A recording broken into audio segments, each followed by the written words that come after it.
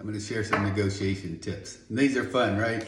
Did you know you can literally, as a buyer, negotiate anything attached to or visually seen in a property that you're interested in?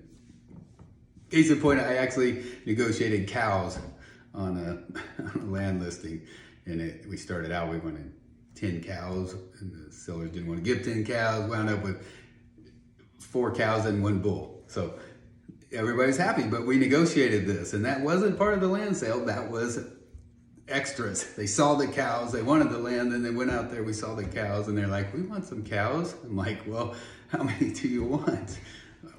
Let's put in the offer, right? And so they wound up with cows. Anyway, so that's a kind of an extreme example. I've seen chickens in negotiations. Somebody had a coop in the yard, and they're like, we want the chicken coop and we want the chickens. Literally, you can put in the offer, right? What we want to be careful with, especially on the listing side, is if I receive an offer and they've asked for something such as a riding lawnmower, or maybe it was cows, what I want to do is return back with that, provided my sellers have agreed to this. And I want to say, yes, you can have that riding lawnmower. Here's what it's worth, right? It's worth $5,000. Or here's these cows. These cows are worth $1,500 a piece.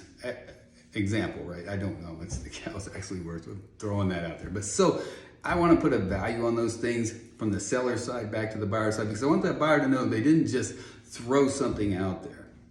They gave them something valuable within that sale. And so we need to make sure that we're not overreaching as on the buyer side, trying to grab more, thinking that was just free. Now we want to take off prices or whatever and try to attack my seller. No, we're going to make sure everybody's feeling equitable at the end of that. Does that make sense, right? This thing works best when we win-win. Sellers get what they want, buyers get what they want.